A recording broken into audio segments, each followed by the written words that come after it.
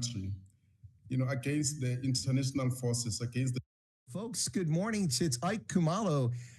He and I have had some communications challenges back and forth, linking up here, but here we are tonight. It's midnight here on the East Coast. It's 6 a.m. Ike's kind of a busy fellow. So many people ask me to interview Ike Khumalo. I'm like, look, I know a lot of Khumalos, but I don't know Ike. I understand he's an attorney. So Ike, good morning to you. How you doing over there in South Africa? No, I'm good. I'm not complaining, sir. All right, and well, yourself? I'm all right. It's other than the fact that it's midnight here and I don't get much sleep these days. Donald Trump's keeping me quite busy. Yeah. I love Trump, man. When Trump left office during his first term, I said that the Americans, they're going to miss him. They're going to miss him because he was trying to save the country, against the international forces, against the globalists. So he's my man. I love him. Well, I got to tell you, Ike, to be honest, the first time around, I was a Trump skeptic because I followed Trump his entire life, his, apprentice show, his businessman time. He was like pro-abortion at one stage in his life. But what I didn't understand about Trump is that Trump is a smart guy from a standpoint that when he was in a system, he understands how to work in that system. And he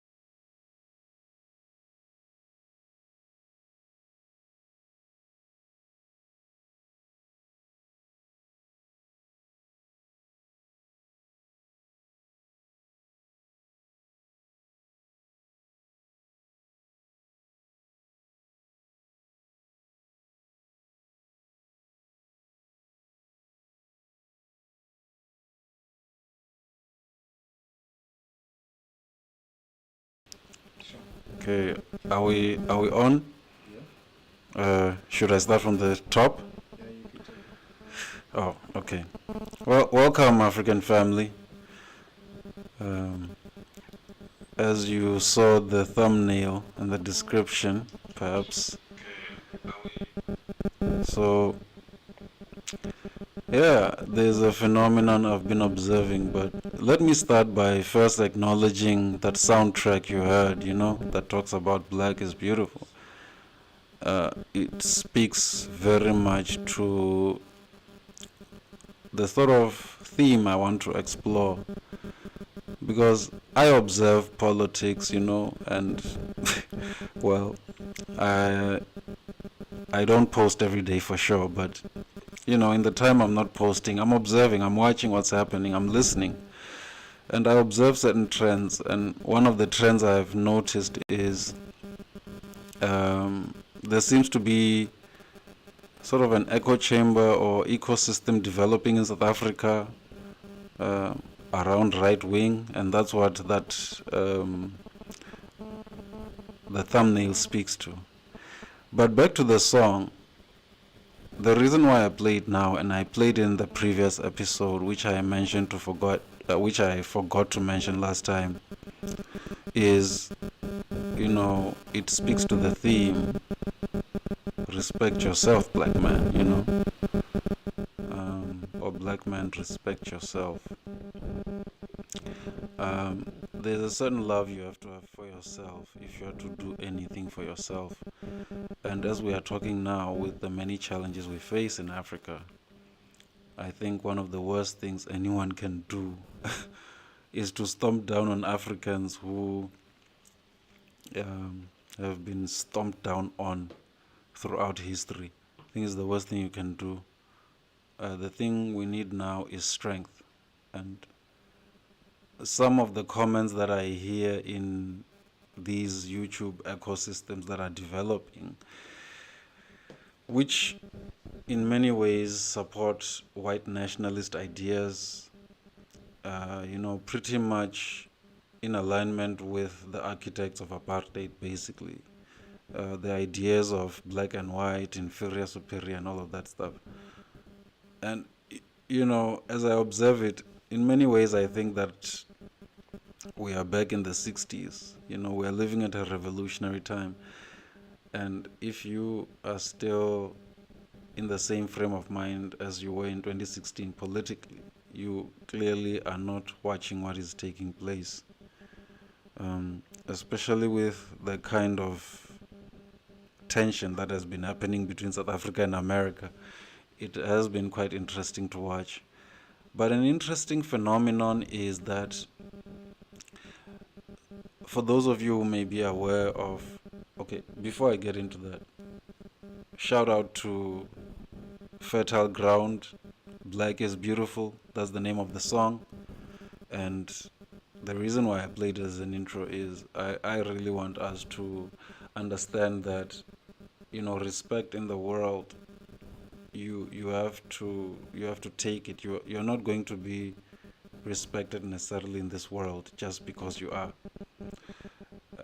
especially for African people. And so that's why I don't find it helpful for us to have these black voices regurgitating white supremacist fantasies, of black people being inferior and all this stuff. And so I played that clip initially of Advocate Ike Khumalo.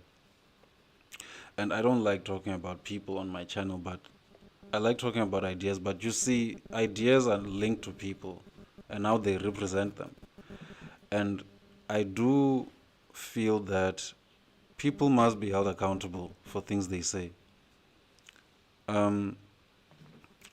Personally, for me, it's astonishing to see Advocate Ike Khumalo standing, like going onto a platform, possibly an international platform, and saying, I love Trump. I mean, for me, and that's where it goes back to black man, respect yourself, because how in the world, and also taking into account who Advocate Ike Khumalo was, in around 2015, 2016.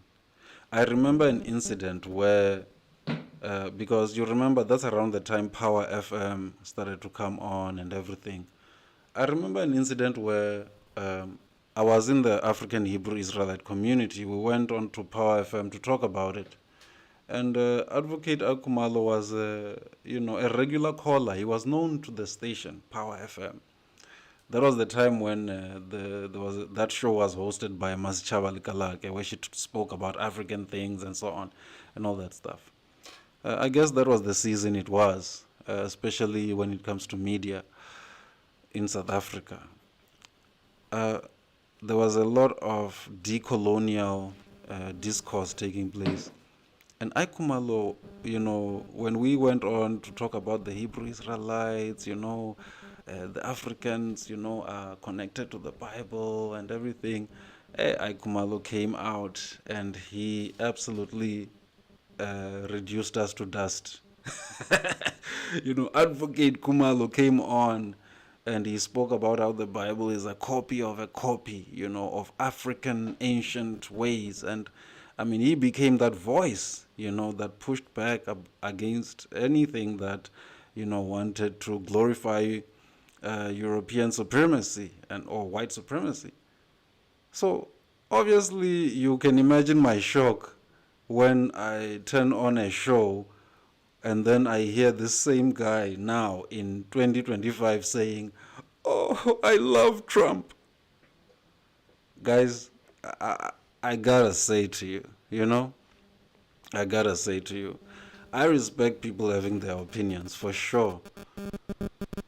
But you see, as someone who we are supposed to look up to, as Ikhrotmani, what, and then this is how you show up.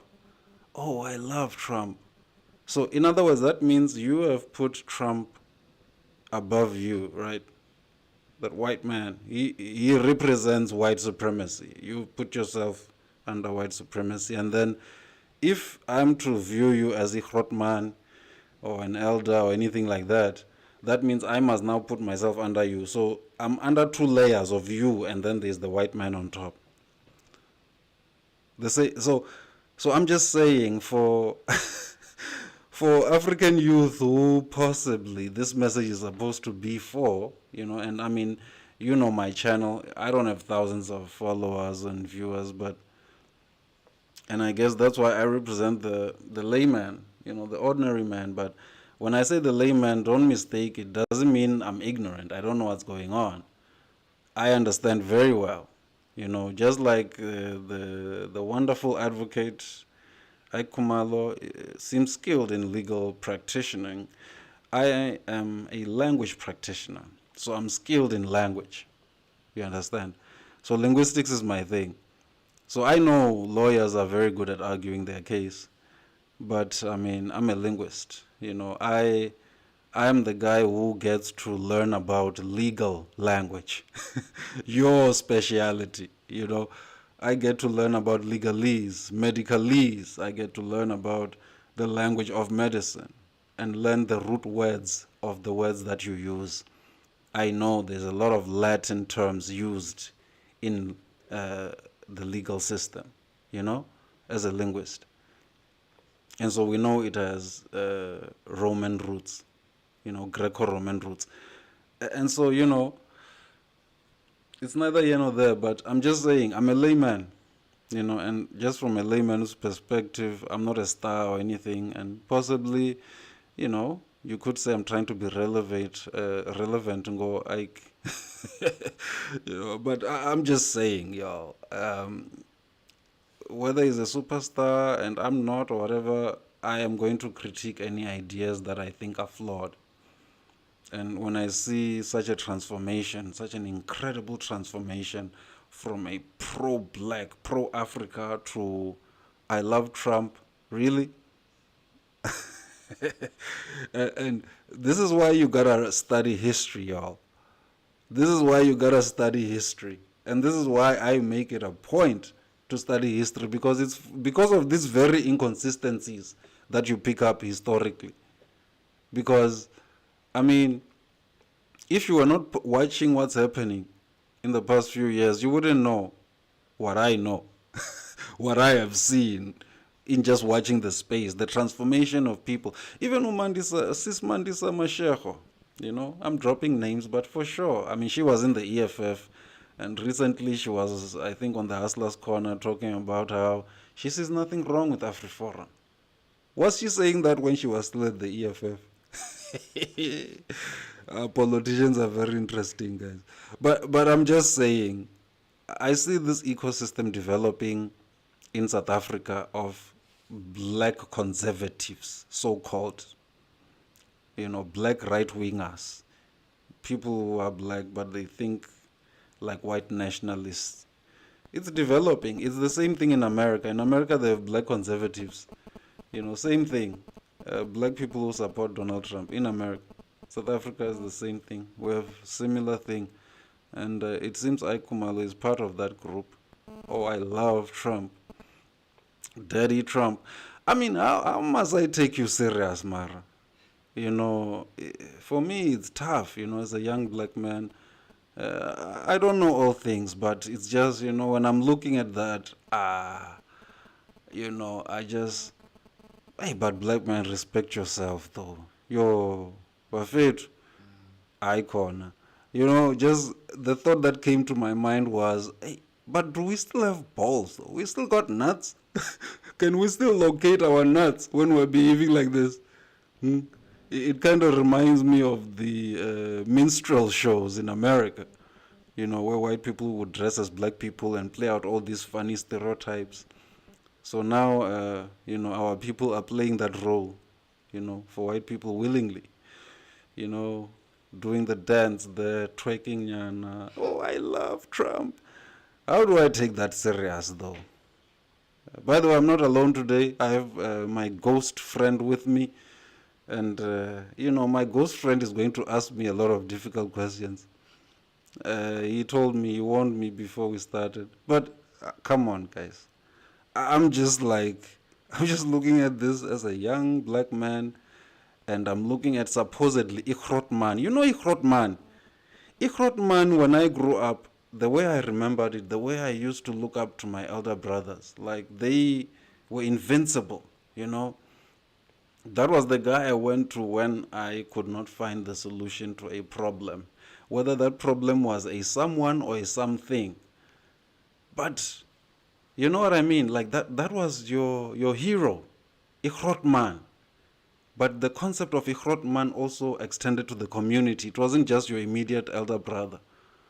Just I remember growing up how the Grotmans, if someone was bullying someone and the bully was bigger than the other someone, the Grotmans would always intervene to say, this is not your size. Now you're just trying to mess around now. There is no fight here. But then if people of a similar size were challenging each other, no, Grotman would open the cycle and say, no, challenge each other. Let's see who's stronger. And, it would be moderated properly. You would hit each other. They would make sure no one gets seriously hurt. But ultimately, it would be clear who came out as the victor. And then they would come to you and say, you see, now that you've hit each other, you've taken this out, we're done here. We're not coming back to this nonsense. You all are friends now. You're allies. And this is how allies and partnerships and friendships were forged. This is how we developed as young men, looking up to Grotman. So, Buffett, when I'm looking at Africa, when I'm looking at just how anti-black America has become under Trump, and always was under Trump, it was anti-anything that wasn't white. It was so clear. How do I then, how do you look up to people like this? How if this message is meant to somehow speak to young men or what, I don't know what it's supposed to do. But if it's meant to inspire young men or something, I don't know. I'm not sold. I'm just looking at, I know. I don't know. After this, I can't refer to you as a Grotman. That kind of bootlicking. No. It's not on. I can't. And I mean, I'm saying you can have your opinion. It's a democratic country. No one's going to stop you. But Aye, for me, aye. It's a no for me. It's a no for me. It just doesn't make sense. And especially for such a 360 turn, for the kind of person I've described that this was, according to my interactions with him. I don't know him personally, or Advocate Ike Khumalo. I just engaged with him that one time on Power FM, where he came at us for coming to the African people with this Bible nonsense, this European mess. Today, he's selling us Trump. Oh, I love Trump. What happened, guys? Anizbuzi kodwa. What happened in that transformation? I remember my master and teacher, His Excellency Benami, taught a class called The Great Transformation. How Africans ultimately were transformed to become this mess.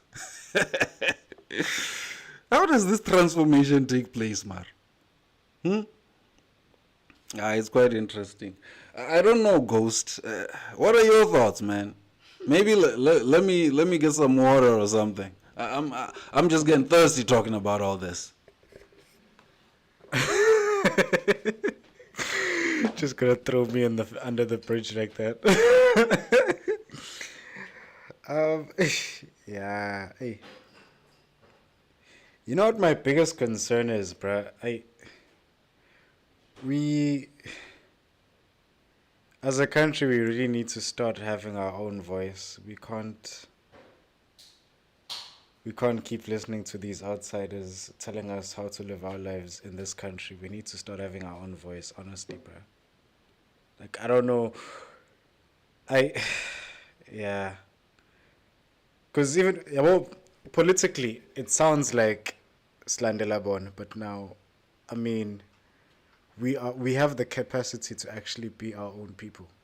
We really do, So, in my opinion,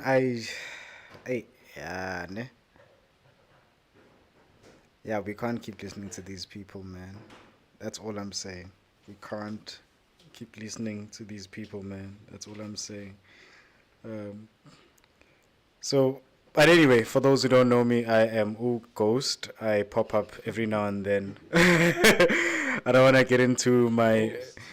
get too deep into the things that upset me about the government and the country and the political system, not necessarily of South Africa, but also of the world as a whole. It does bother me quite a bit. Greetings to Fred Bantu. That's nice. Thank you for joining, man. Yeah. Fred Bantu is a regular on the show. Oh, yeah. He's a regular on the show. Welcome, my brother. Oh, Fred Bantu, I had a headache when I was looking at all this stuff. And now I'm going to play you another clip. And this time, it's an actual white Afrikaner from South Africa speaking to Jordan Peterson in the United States of America.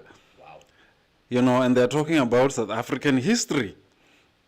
And I asked myself as I listened to this that, to someone who is listening to this, and they actually have not studied history, because I guess history is not important, they're going to believe all this stuff that's being said. And this person is they're talking about general South African history, but they also talk about the history of the Bantu in this country. They want to talk about when we arrived here, when we settled, how we interacted with each other. We were just fighting, according to them. We were just fighting.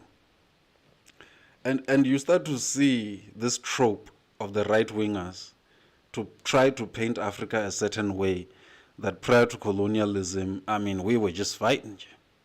But you will hear, my brother Fred, like it's incredible. And that's why I really, as much as I do want to respect every African person to have their own unique view and whatnot, but when it comes to these colonial sympathizers and these white nationalist sympathizers who just so happen to be black, I get touched a certain way, man. You know, for me, it's like, okay, you would rather keep quiet, bruh. Like, if you don't have anything to say, you'd rather just keep quiet. You know what I mean? It's not worth it. And the interesting thing, it goes back to another conversation we had, Ghost, another time.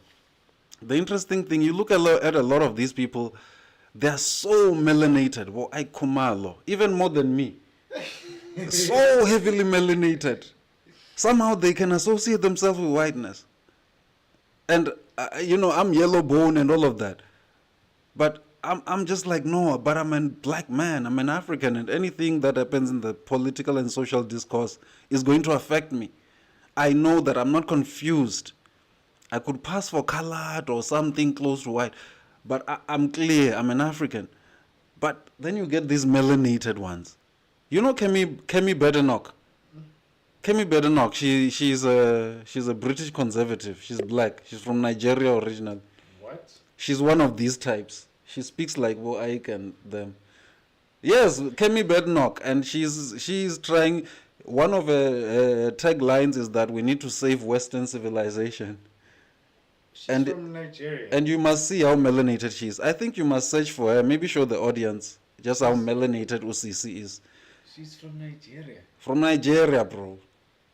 From Nigeria, she got citizenship in the UK, and then she started talking crazy about black people. Kemi Badenoch. No, Kemi. It should start showing up. Badenoch. Yeah. Member of Parliament, UK. What? Maybe you want. The hell? Is our audience seeing this? Hang on.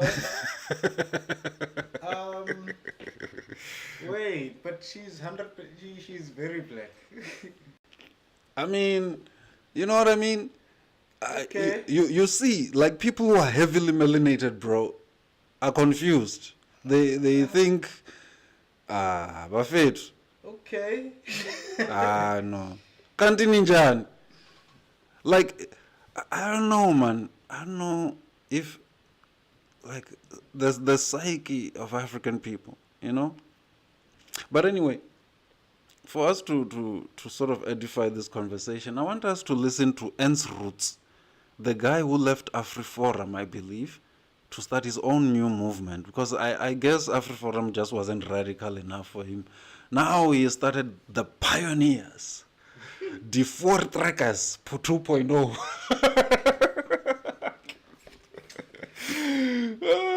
Pioneers, right? Good to go. Let's go to our Ernst Roots there. Let's see what they have to say from the beginning.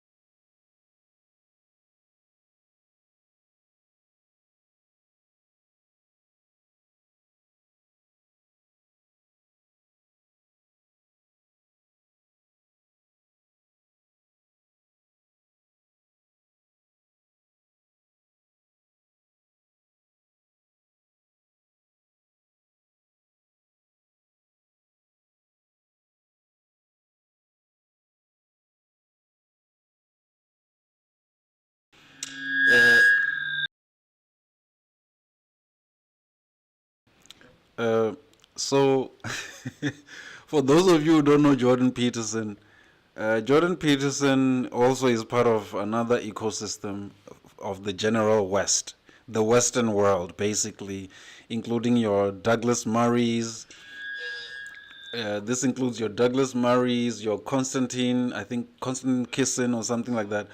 That whole ecosystem of right wingers from the West. He's part of that, but he's the softer, more elderly type. His Western centrism lands more softly, and that's why he's loved by a lot of black people. Who lean towards these shared values that they talk about, family values and all that stuff that they talk about, as though Africans never had family values before. But anyways, another topic for another day. But that's Jordan Peterson for you. And I mean, to be honest, listening to Jordan Peterson, there are things I picked up, especially because he is a clinical psychologist. Some of the ideas he talks about in terms of male development and everything, and some of the challenges there, I find to be useful. But then he goes into politics and political history. Then it's problematic. And you're just going to hear it yourself. Very, very problematic. History revisionism like you have never seen. So let's hear Jordan Peterson. You know who Jordan Peterson, eh? Ushaya nge-word salad, Ghost. Jordan Peterson uzokushaya nge-word salad. You know word salad, where you just come in and say, yeah, it is just that although I agree with what you have said, however, I do want to juxtapose the position to a previous point, which was relative to the distance. That's Jordan Peterson for you. And then ultimately he will say yes. And so I do think that Western civilization is indeed superior. That's where the plane lands. Oh, I don't know how, like for real, I don't know how any of our people were convinced that these guys are geniuses. They are smart. They understand things. I mean, again, black man, please, I don't believe, man. Respect yourself, man. Haibo. Okay, let's listen to Peterson. Yeah.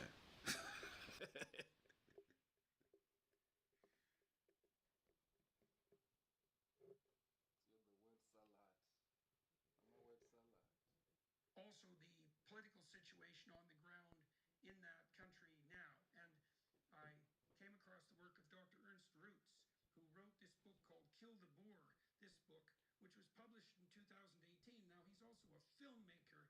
He made a film called Tainted Heroes, which is about the apartheid era in 2016, and another one called Disrupted Land. And I hoped to talk to Dr. Roots about South Africa, about its history, and about fashion. And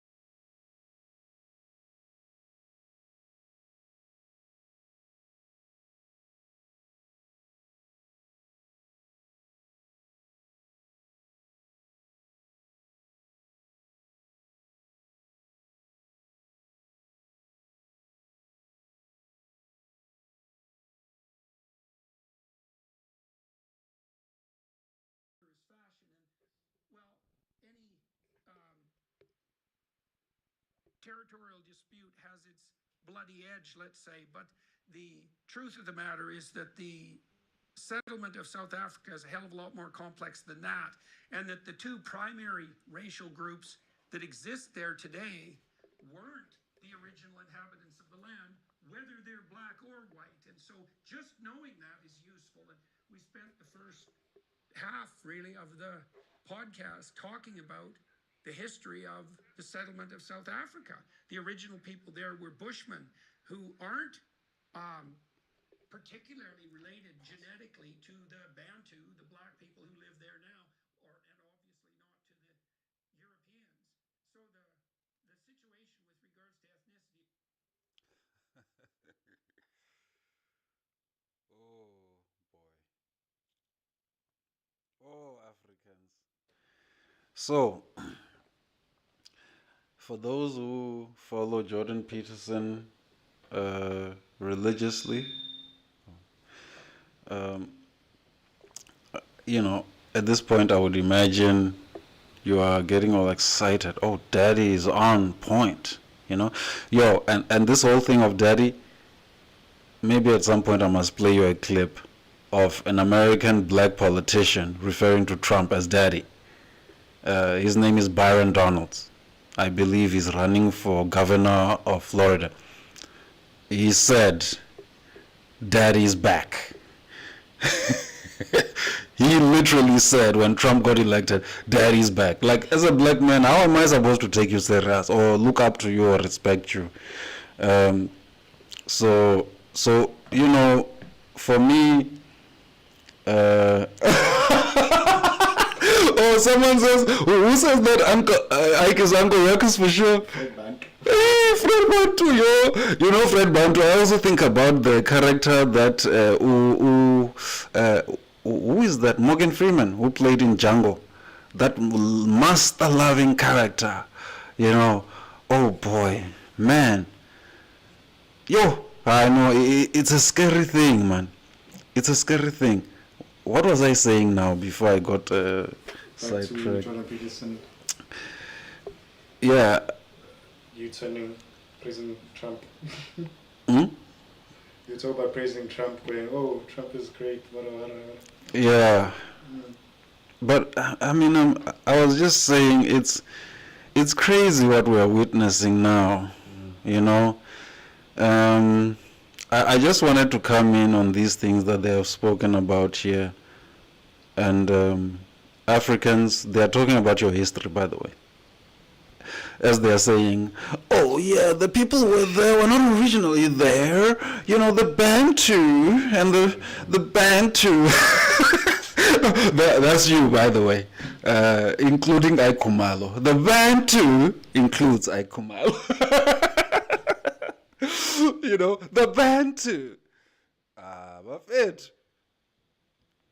Black man, respect yourself, please, man. Hey, man, I don't believe. Like, what is this?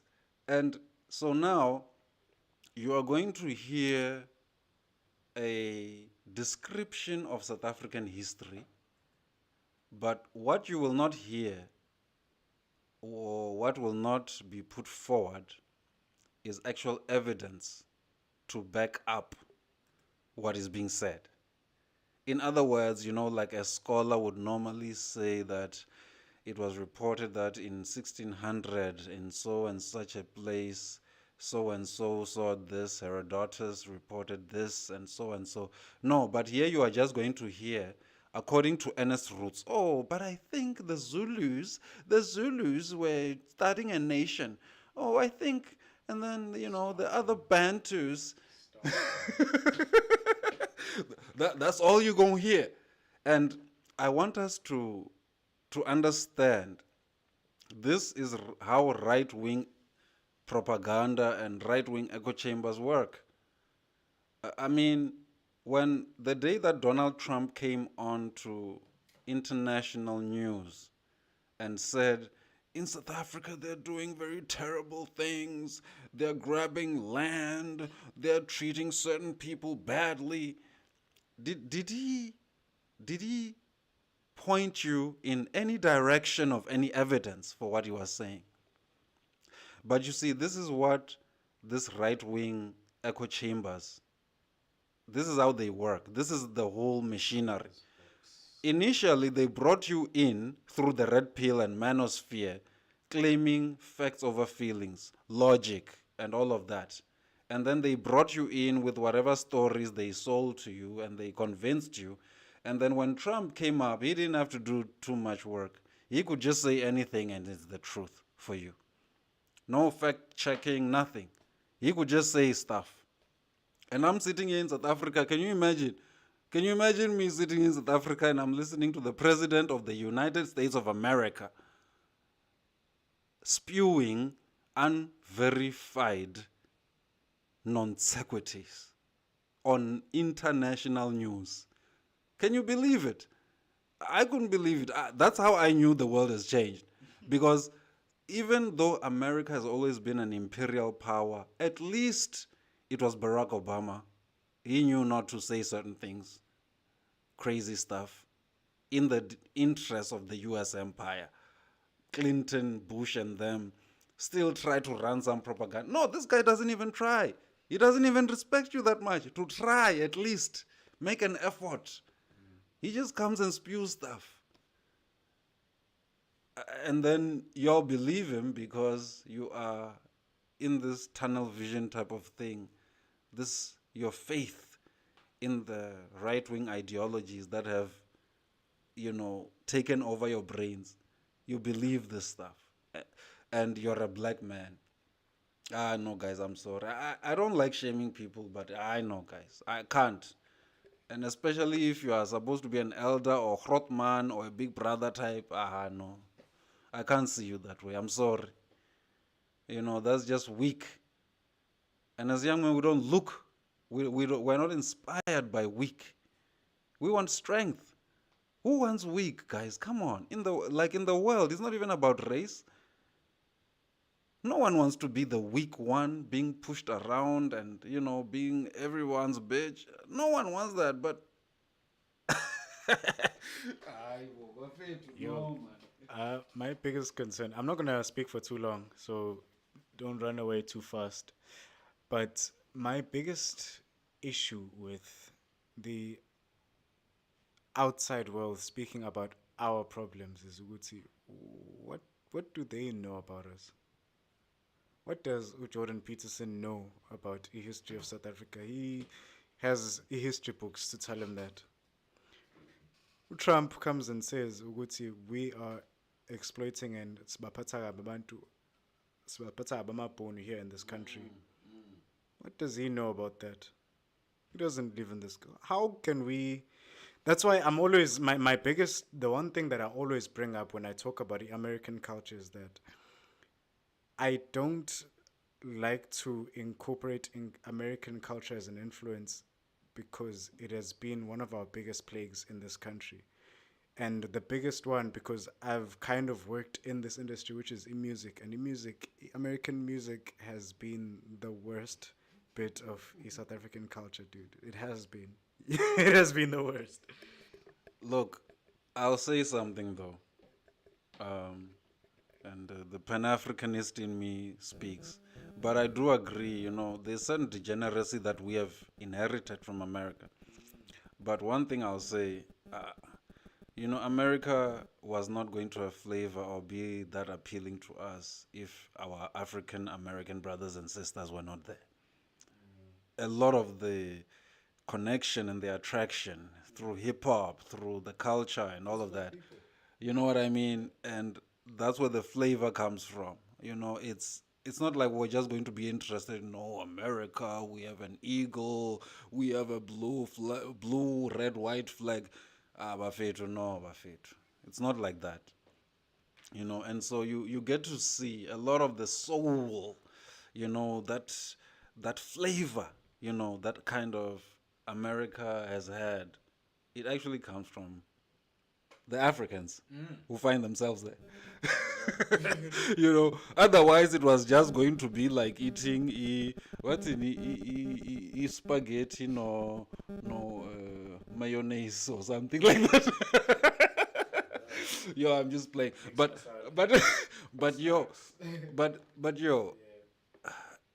not to miss the point that you're making, man. We don't need, Jordan Peterson is clearly, and you are going to hear, I want us to play this a bit more. You will hear just how much he does not know. He knows nothing, What does he know about the king of Bavaria, the Makado, and the experience that we had there? How geopolitical pressure was exerted by the Boers to conquer him. What does he know about that? What does he know about that? And so he's just talking, Jay. He's just mouthing off. When I talk about American history, I really make sure that I've gone into it and I understand what I'm talking about. But this person doesn't even respect us enough to try and find out things that happen. The reality of the situation in South Africa is You will hear them talk about how the Cape was established as the first point of entry for the European people who came here. They will discuss that, but you will hear how they massage things and try to revise history so that, it doesn't sound as brutal as it actually was. Almost immediately after first contact between the Khoi and the San, the so-called Bushmen that they want to talk about, and you must hear how they say Bushmen, or they prefer to be called Bushmen. So I guess the Khoi and San must tell us, so you guys prefer to be called Bushmen, because that's what these guys are saying. You guys prefer to be called Bushmen. You will hear, we're going to play it. So I'm going to check with everyone if they agree with this kind of history that's going to come out of here. But the thing I want us to pay attention to is just how massaged this history is. They don't really go into the frontier wars, which obviously would have led to the real depopulation of the Khoisan population. But they want to make it seem like the depopulation of the Khoi and San was through the Bantu. The Bantu came from the north. The evil Bantu came from the north and dispossessed the poor Khoisan of their land. And then they fought against the poor Boers, the Dutch, the poor... Guys, when I even reflect on Orania, this idea that, hey, we just want to have our own separate culture by ourselves, it's no problem, guys. You didn't need to come all the way to Africa to establish your separate culture, be with people who are like you. You just needed to stay in the Netherlands, the underworld. That's what Netherlands means. You can fact check me on that etymology. The Netherlands, underworld. You just needed to stay in the underworld, among others who look like you. You didn't need to come over here to try and express your difference to us. We we were cool, and I mean, these people want to talk about settling and all of that, trade, as though these people were invited. You were not invited. Ain't none of our leaders wrote a letter, please come and help us develop. We are such savages. We're cool. We're doing okay. Doing all good. And then you showed up and disrupted whatever was going on.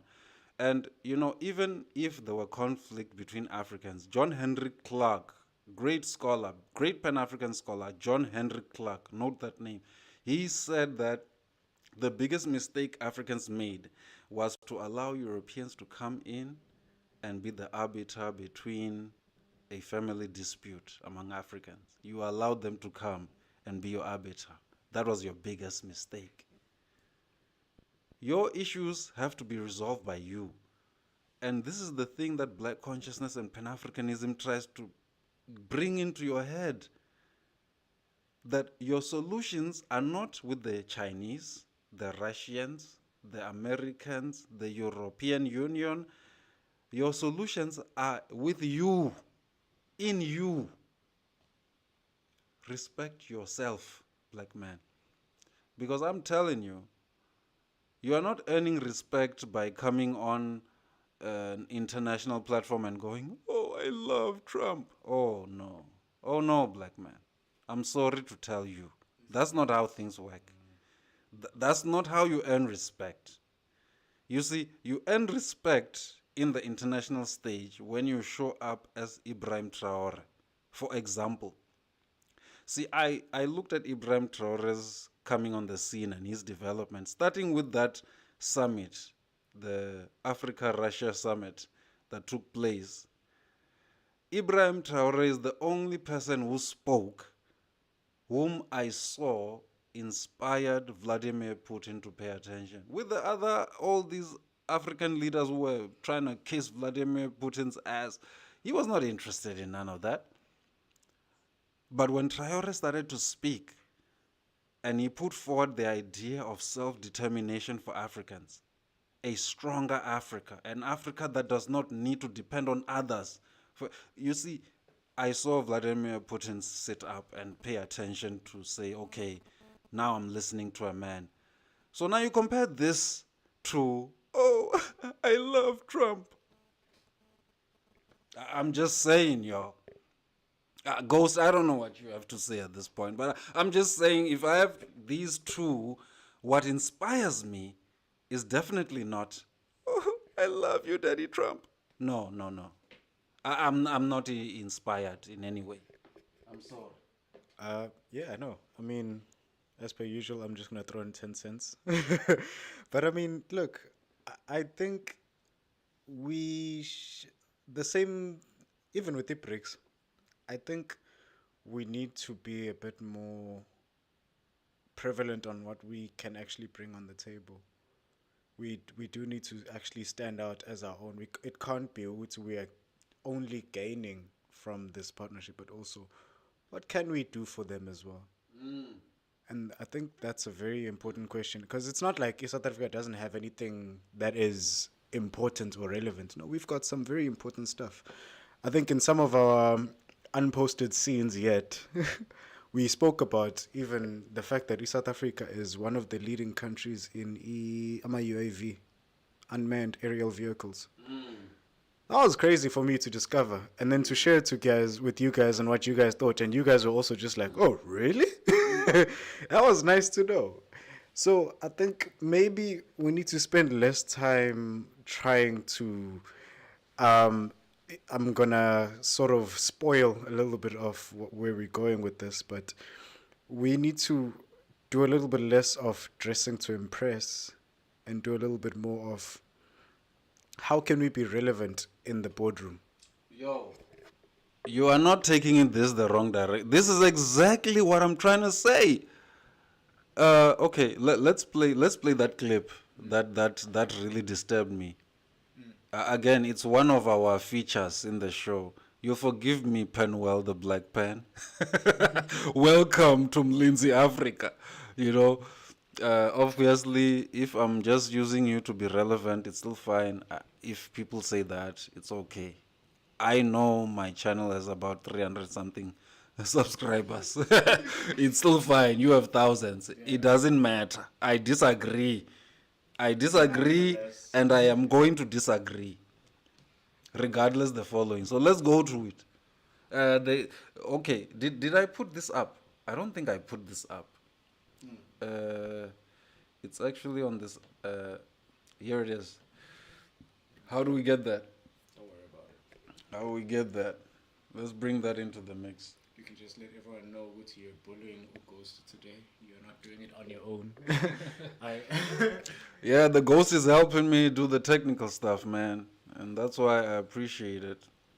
I need to have a production team so that I can just focus on talking because that's what I do best. I talk, man. I listen and I talk. That's what I do. We listen and we don't judge. So I want us to listen to Upenol the Black Pen talking about, and this is the one thing I had a whole extensive discussion with the ghost earlier because it just disturbed me. Now listen to this. Take it away, ghost. Take it away. All right.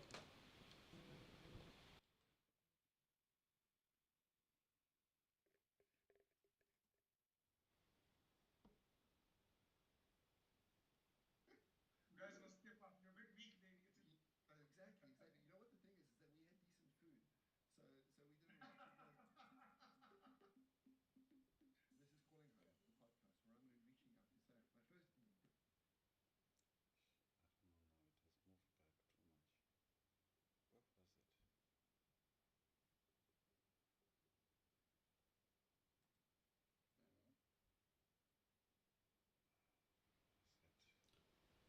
You know what the thing is that we had decent food, so we didn't recognize. This is calling home the podcast where I'm reaching out to say my first. So we were about 24:54. Okay. 24:54. Okay, good. You found the timestamp. Go to 24. From the beginning of Yeah, 24. 24. So we're Yeah, gonna play the whole minute. yeah. Let's go in.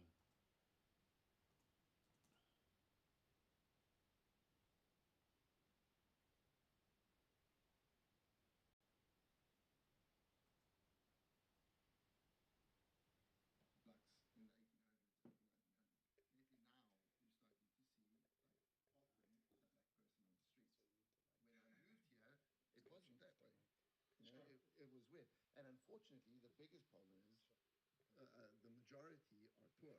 So the image of Italians, of black person, is of a poor person who's an immigrant, which is shocking because Italians can be very, very racist. Yeah. I've heard of this, by the way.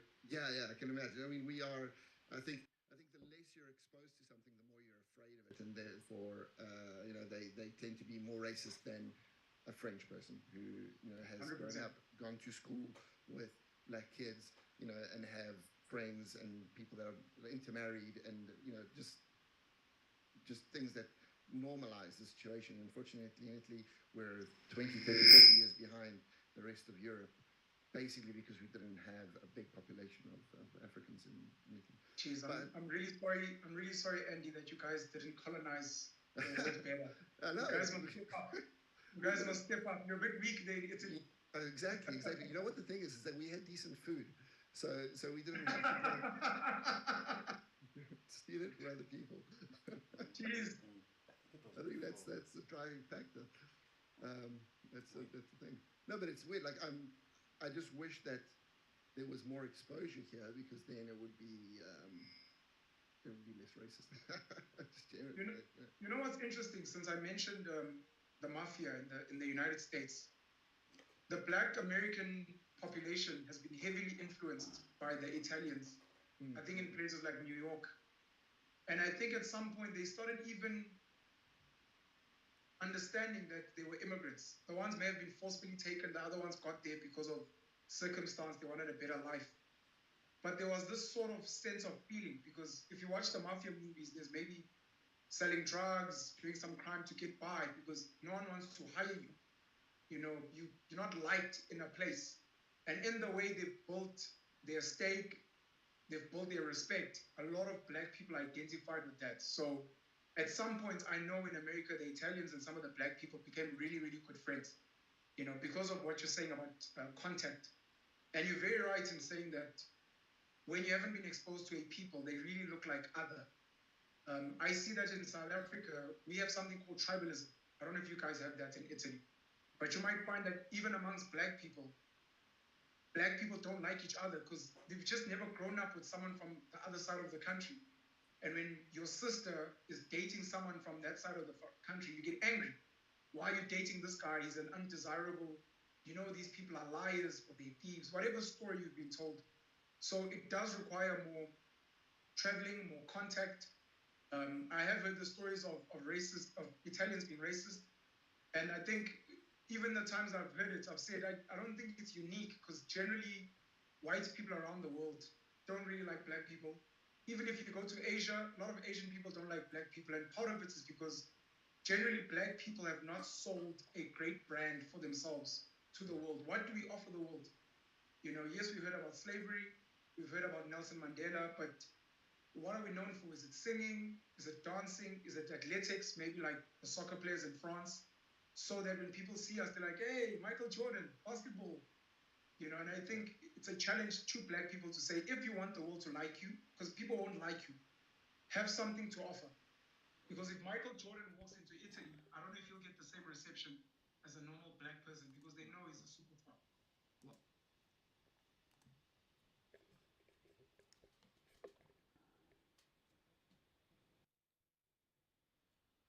And there you have it, ladies and gentlemen. Our brother Penuel, the Black Pen. Uti no Penuel. What is he saying? So, black people, if you want to be liked,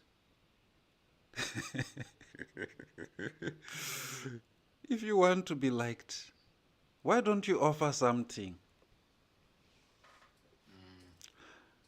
And you see, that's why I have a problem. Why in the hell are we trying to be liked? For what? It goes back to what Toba is saying. What did you say? The playing dress up? What was it? Dress to impress? Dressing to impress. So, do we want to dress to impress other people? Or do we want to sit down with them at the table and get the best deal and the best outcome for ourselves? I guess that's the question. Oh, if you want to be liked, people generally don't like black people. But I mean, if you want to be liked, maybe you must bring something. No, no. It doesn't matter what you bring or don't bring. A bigot and a racist is always going to be a bigot and a racist. You can change them. I was telling the ghost earlier, you cannot change a human being. Don't try. You can just engage with someone who seems curious, wants to understand, is really willing to engage in good faith. But you can't go to the right wingers and then you say you are trying to convince them. What in the world are you smoking?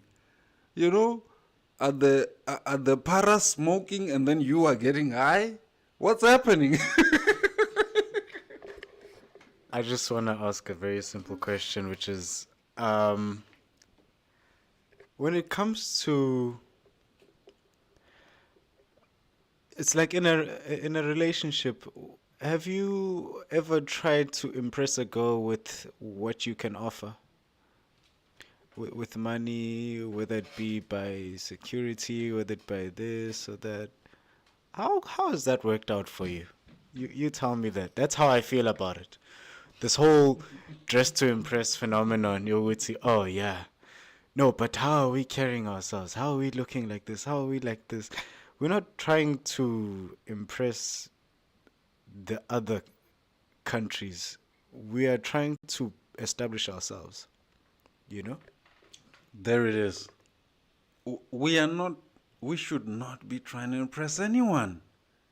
We should be looking at the material situation, the material conditions, and assessing what is spending money on a girl. Yeah.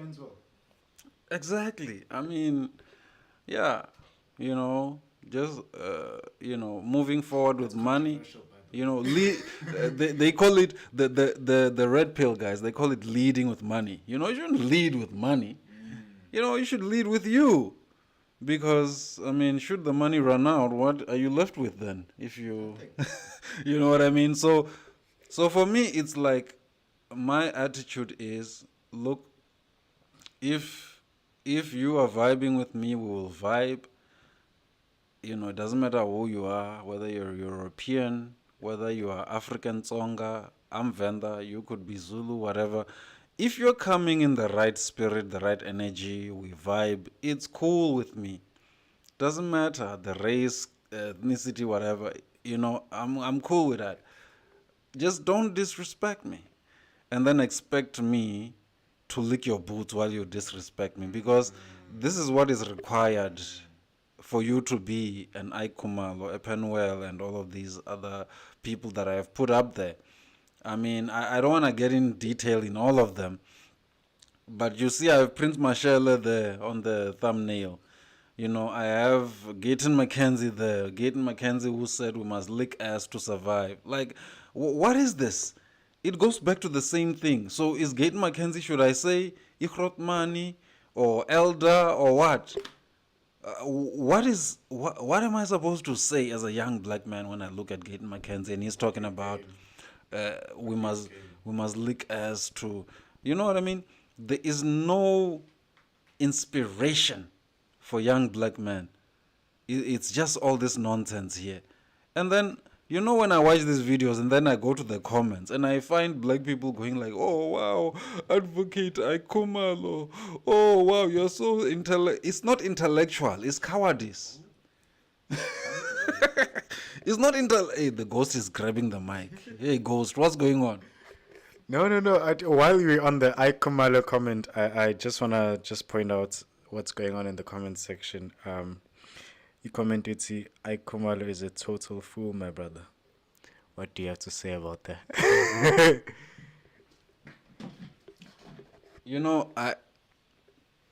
I never like to lambast other African people, to be honest with you. You know what I mean? But I just have to point out certain behaviors that I just don't understand. And you will understand with the advocate that I have mentioned. I had a brief interaction with him when I was on a radio show where he called in and he rebutted my position, which I was trying to defend African Hebrew Israelite. And he was like, that's nonsense from an African perspective. And today I hear him come on and say, I love Donald Trump. So when you say he's a fool, it's hard to disagree with you, man. I gotta tell you. I don't like to, lambast other African people. It's hard to argue with you. I mean, what is that? Previously, before and after. You know what I mean? It's like before and after. What am I dealing with here? Is this a chameleon? What is this? So, for me, it just doesn't make sense. And I agree that I think people can evolve in their thinking. But I get concerned with radical shifts, and especially radical shifts that contribute to discourse that could put African people in danger. Because, like I said, I'm not confused. I'm an African person. I'm a black man, and I will be seen as such wherever I go. And, when people start to spew rhetoric that seeks to dehumanize us, I worry. It doesn't matter who they are. They could be blacks also.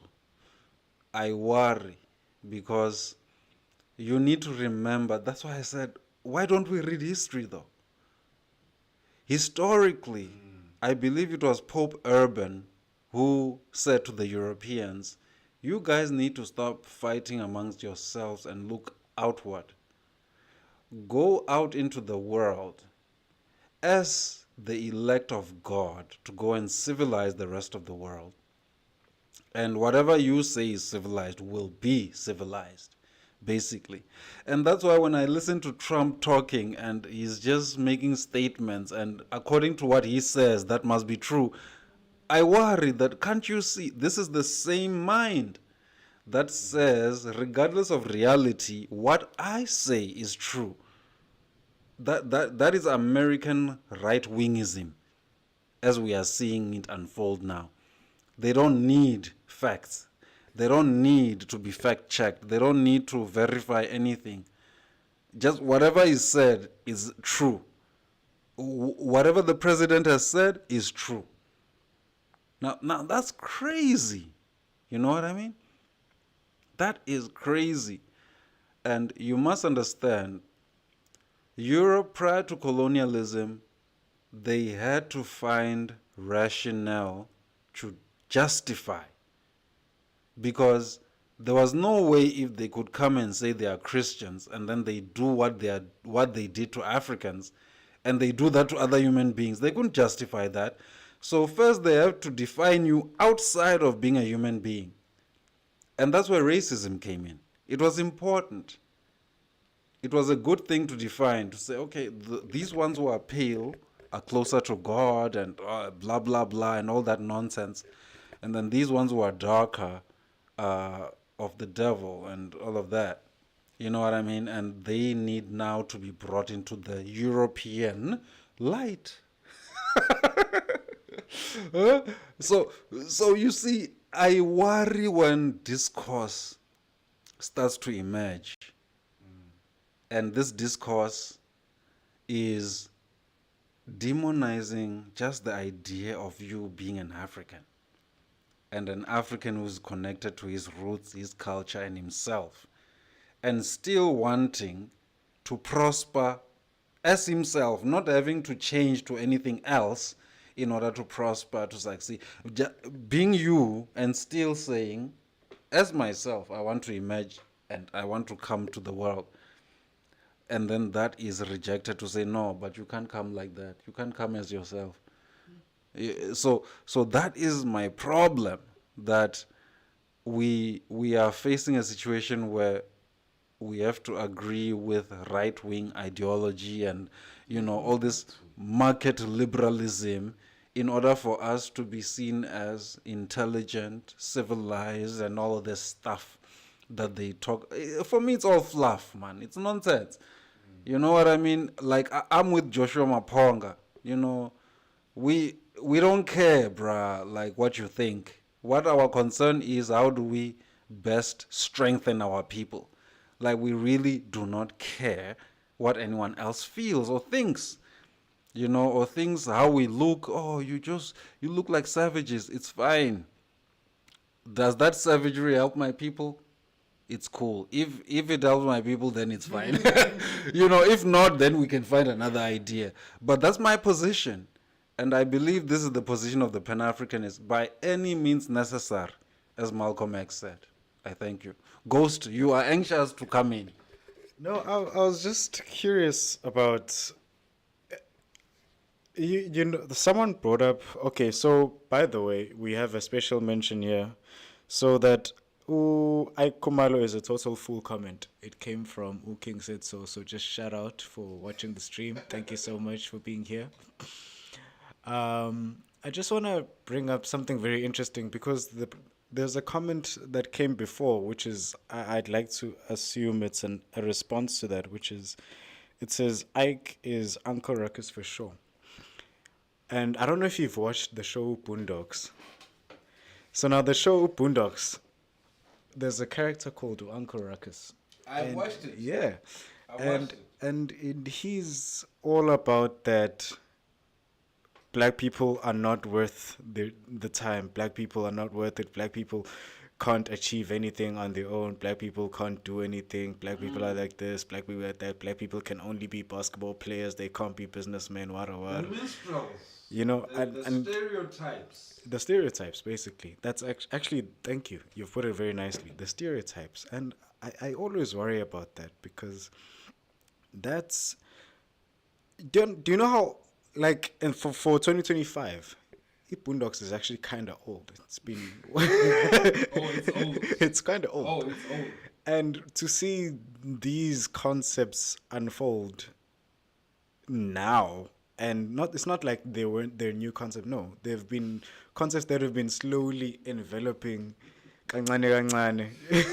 No, but Ghost, do you remember when we started? I said I feel like we're back in the 60s. You've got all the characters. You've got your Malcolm X's. You've got your Reverend so-and-so, on the liberal side. You've got your... You know what I mean? Like we're back in the 60s. The same characters are manifesting. The same political conditions. We are living in a time of revolution for our generation. We just don't see it.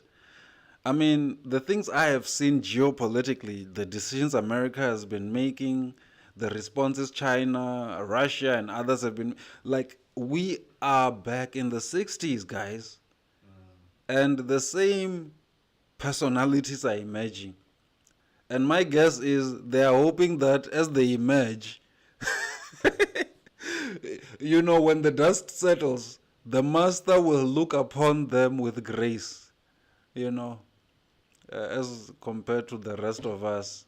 Similar to how some of our politicians did with the Codesa negotiations. That, look, hey, master, I'm a good black person, Hey, I'm not troublesome, I behave. I'll keep everything in line. You just pick me. You just pick me, master. I'll make sure everything... It's the same personality. So you are very much spot on. The same stereotypes are emerging. The black man who says, "Oh, I love Trump." Black man must do this. Black man must do that. And then you have just a crazy person like me who's like, "Nah, man, Steve Biko makes more sense to me. Marcus Garvey makes more sense to me." It's the crazy ones. It's just crazy.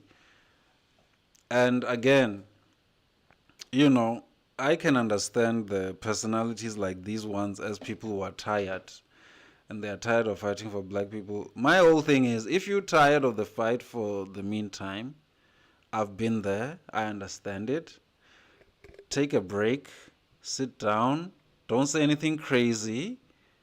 See a therapist, psychologist maybe. Because, listen, man, black issues are a real psychological condition, if you are feeling that crazy coming into your head and you are starting to talk all this, white, right-wing crazy stuff, go see someone. go see someone.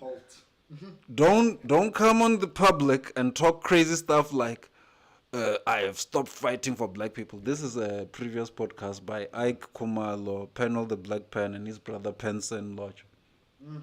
You know, I got so tired of fighting for black people. It's meaningless to fight for black people. I understand the fatigue. It's because it's a challenge. But don't talk crazy in public, guys. That's my advice.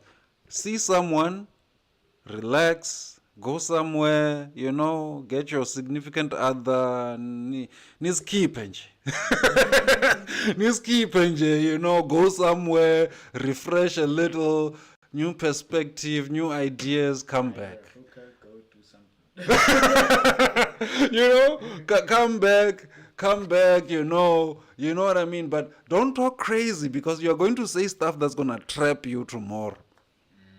It's going to trap you tomorrow because just like now I'm reminding Advocate Ike Khumalo who he was when he used to be a regular caller on Power FM as a black proponent, a pro-black. Compared to Uncle Ruckus. You know what I mean? Pro-black. I'm talking about pro-black, talking about ancient African history. I'm not talking about pro-black, hey, I read Fanon. No, I'm talking about ancient African history. He was talking about the archives.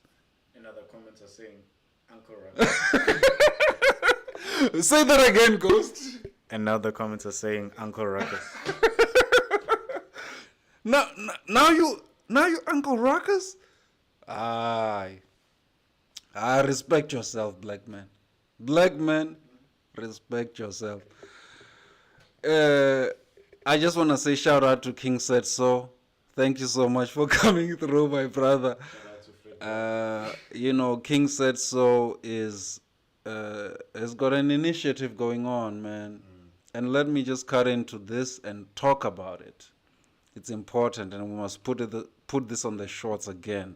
I have posted a video previously of King Said So, Paseta, the Pan-African School of Economics, Technology, and Agriculture. He is starting a Pan-African school to educate our children to become powerful. We are inspired when we see people like the Chinese build themselves up from the ashes. But we're not just inspired. We're like, but how can we do that for Africa? That's the question. How can we make Africa a powerhouse? And so when we talk about education, building a pro-African school and pro-African schools across the African continent, go to the YouTube channel, your King Said So. Go to King Said So. Check out Paseta, the Pan-African School of Economics, Technology, and Agriculture. Ladies and gentlemen, this brother has spoken about this on many platforms. When I first heard of it, when he spoke to me directly one-on-one about it, there was no question about whether or not I should support this initiative. I work in higher education, and so I understand the importance of initiatives like this, and that's why I would support this. That Paseta goes from being a primary school, secondary school, university, postgraduate, all the levels, so that we can develop minds that are geared towards really addressing the issues that face us with the right sensitivities towards Africans. Because that is often the missing element. We don't have the correct sensitivities to the Africans, taking into account the historical reality. Always want to deal with Africans as though history started in 1994, especially in this country, in South Africa. History does not start in 1994. No matter how the DA, John Steenhuisen, AfriForum, Freedom Front Plus, and all of them try to convince you, history didn't start in 1994. There is a long history. Before you even listen to NS Roots, I have something for you. I want to say, African man, in addition to saying, black man, respect yourself, I want to say, read a book. Ghost? Can we read a book, African people?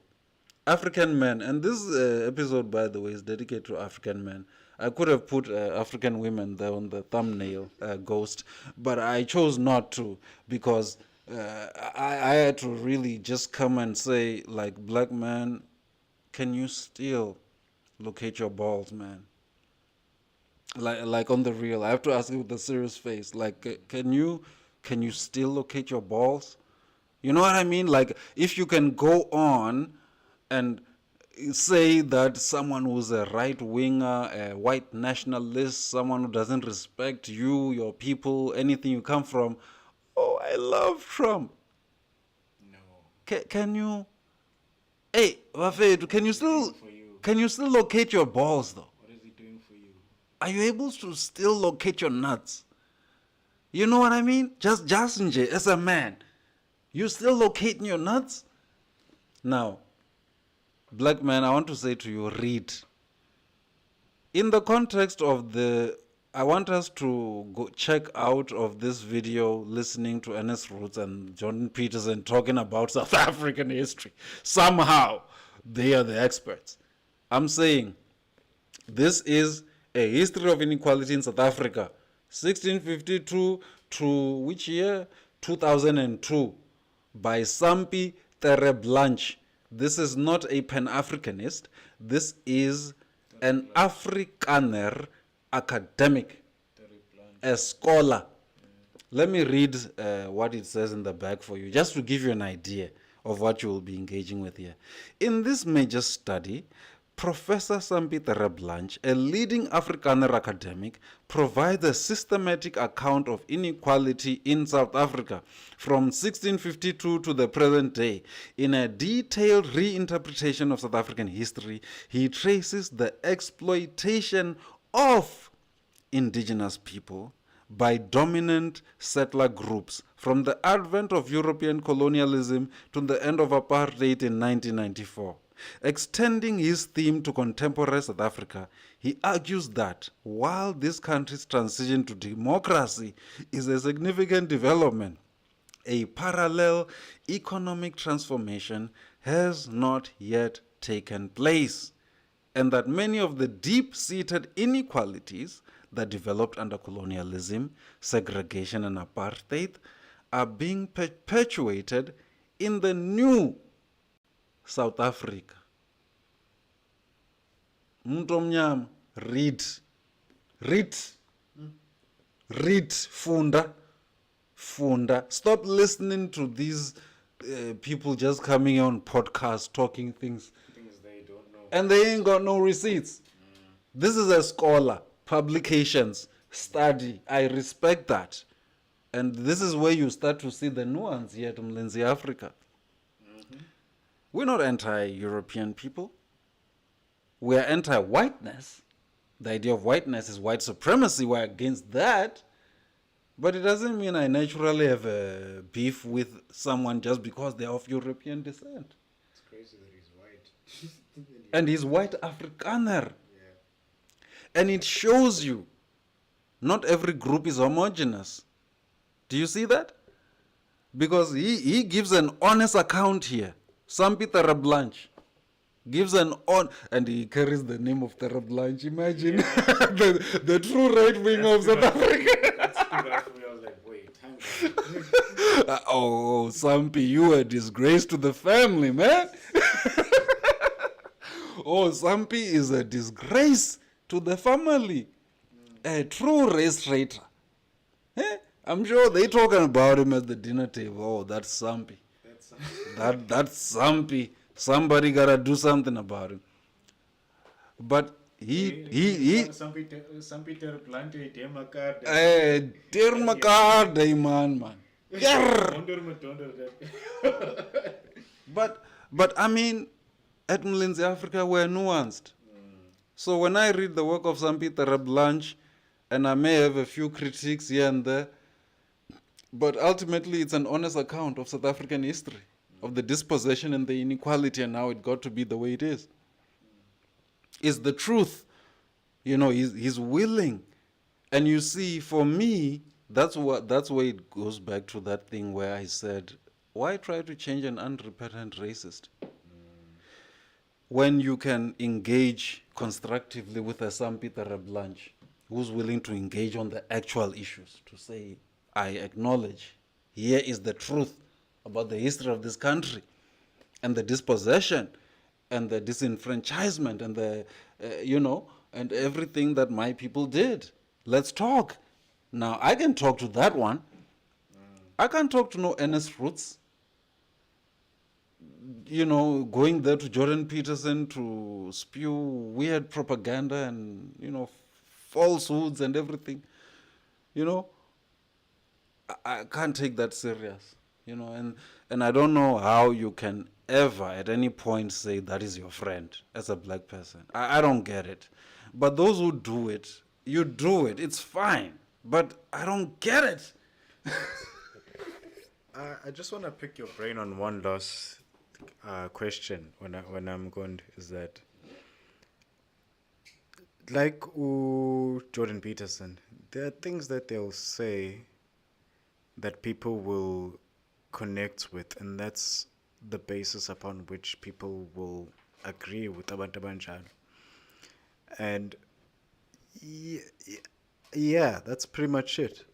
I mean, it's the same reason. I mean, okay, fine. If I'm going to use someone who's blatantly obvious, you're going to find Abantu Banjalo, what's this guy's name? Bottom, top, frick. His name is gone from my head, yes. Shucks, he had a scandal like not so long ago for sex trafficking, yes. South African? No, he's not South African. I think he's American, but he's not 100% American. But my gosh, what is he known for? Like, I had his name. I kid you not. I had his name, and then I was about to talk, and then his name just. African? He's not South African at all. No. He was fully American. Yeah. But basically, he kind of made, as far as the media is media wise, even on all social media. Epstein? No, not Epstein. Umuntu, he's one of these. He had business in Andrew Tate. Thank you, Andrew Tate. Red pill, yeah, but like these are the people they would, and Jordan Peterson was within that same WhatsApp group, even on social media. That's why I was saying ecosystem. And they stood out, and they are part of that echo chamber, even in content. Yeah. So now, if a person who is in the echo chamber of this type of content of Jordan Peterson Nangula speaking without knowledge about African history, Aga's lots about Africa. I'm sure he's probably never set foot in South Africa, and yet he's talking about Southern Africa as if he knows it. Was a history on the books. That Possibly. Same guy. We are not sure. Possibly, Maybe we're not he sure. knows. Allegedly. Allegedly. You can't be listening to Umuntu who's in the same bracket as Umuntu Njengo Andrew Tate. Because now, yes, okay, fine. Allegedly, he had the whole sex trafficking thing going on. Allegedly. Fine. Allegedly. Okay. But I mean, listen, man. If you can be associated with such things and such people, whether or not or not, there's always some truth behind the rumors. There's always something to think about behind those rumors. Abantu don't just pop up in the wrong bracket for no reason. That's always, for me, that's the one thing that always concerns me. People don't just pop up in the wrong brackets for no reason. They can tell you what is right today, but tomorrow they'll be showing up for things that are wrong.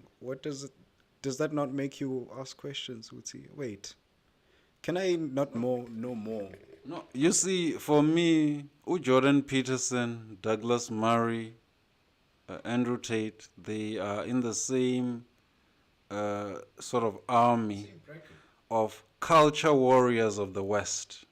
This obsession with how grand Western civilization is. Just how wonderful it has been for the world, and how conservative principles are everything and all of that. So, like I said, Jordan And if Peterson. you heard Andrew Tate, I mean, yo, Peterson is like the more softer grandpa type of vibe, and that's why he gets a lot of he's not soft. Africans he's not to. soft. The man's always crying, man. He reminds me of Musa Mselego. Man is always crying on screen. But I mean, I'm just saying, he's obviously not like an Andrew Tate. He has this soft He's in touch, that bracket.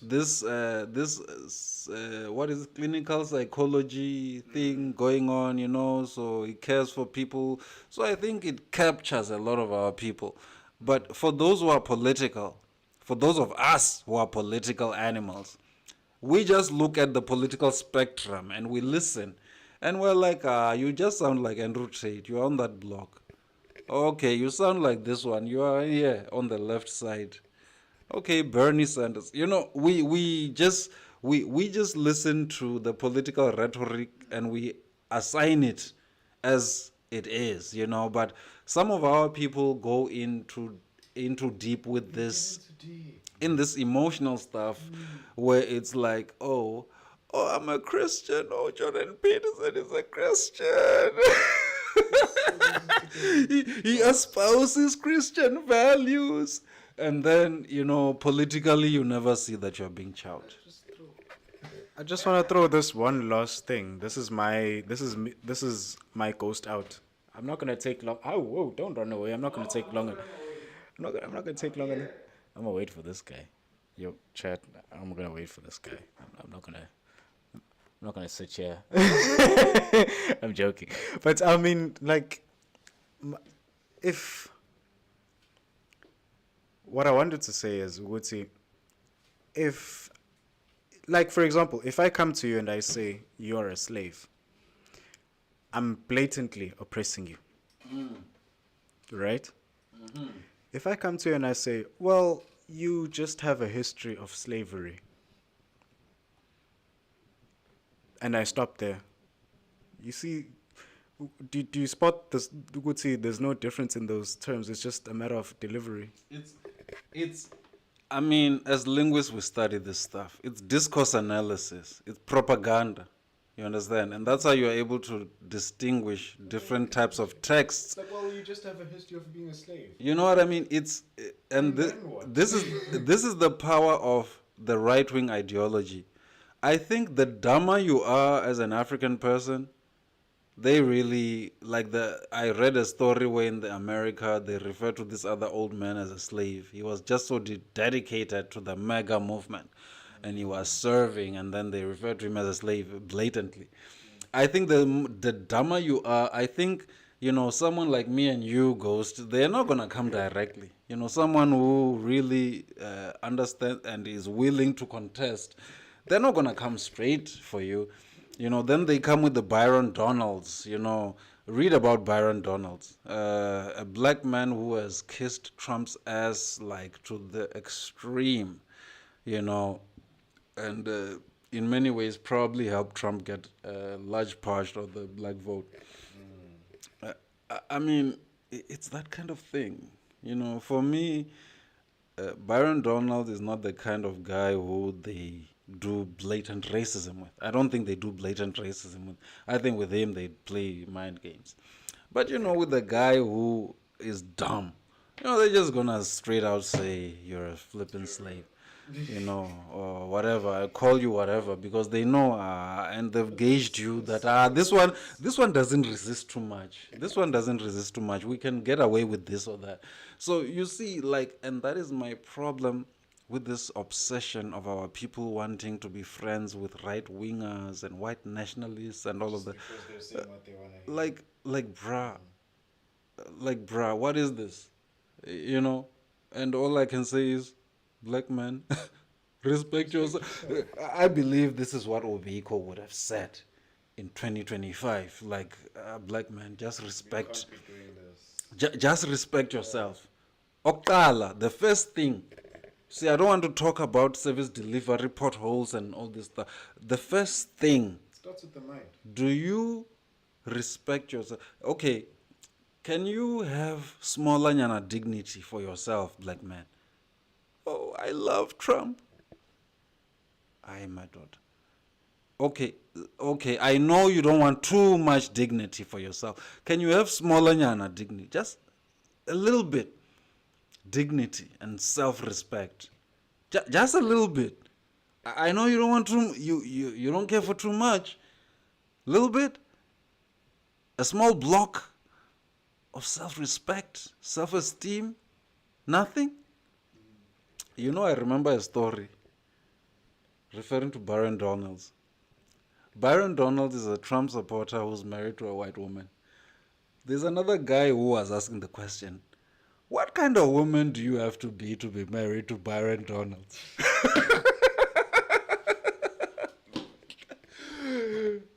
What kind of woman do you have to be the partner? No, it was someone. Okay. What kind of woman, though? Have you thought about that? That the kind of white woman you have to be married to, where you are doing this twerking and shaking and jiving for the white man, for white supremacy. Like, what kind of woman does it take to marry you as a white woman? You know what I mean? Like, it's wild. It's wild. And I'm thinking, for our local black conservatives in South Africa, like, what kind of woman, bro? Like, does she get turned on when you are up there referring to Trump as daddy? Oh, I love Trump. Oh, daddy's back. Like, referring to Trump, like a white supremacist as a black man. Like, I don't know. Black women, maybe tell me. I gotta ask this to you.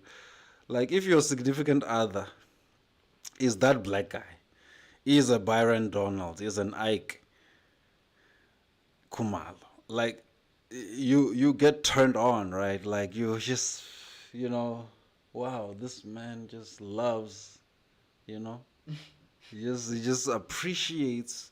He's just sucking. He's just licking the ass of another man, of the white man. I mean, is that? You're a black man.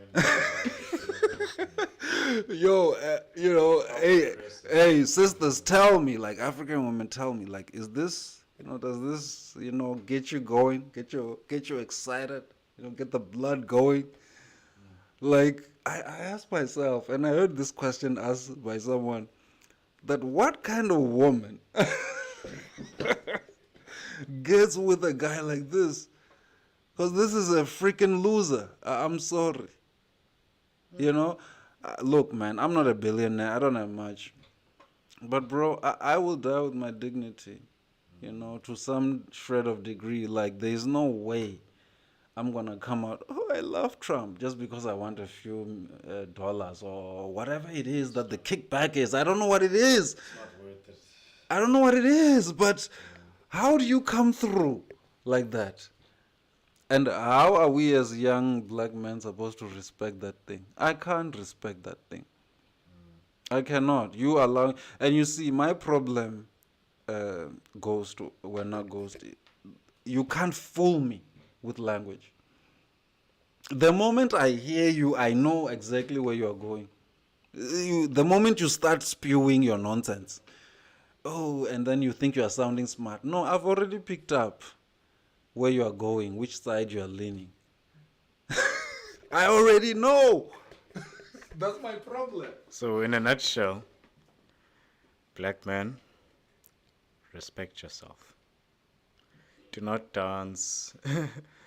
Do not dance to the man just because the man said you need to dance. Earn the respect of the man. Hey, Ghost, you've said it very clearly. And, for me, I am not someone who is a populist who likes to be popular, just to be radical, to be popular, any of that. I'm just going to tell you my honest opinion. Become the man. Respect, not to dance. I do not respect any man kissing ass. I'm sorry. This is the tradition I was built from.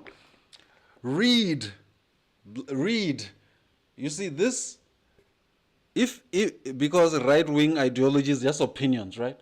It's opinions of people. Now, as a black man, for me, what makes sense is, if you want opinions, maybe you want to read the philosophy and opinions of Marcus Messiah Garvey. talking about being an African, which you are and always will be. You are not going to change. Snippets. I mean, you can just see how much I've engaged with this document. Look at the highlights, y'all. Look at the highlights. Look at the highlights. Highlights. Eh? And what do these highlights say?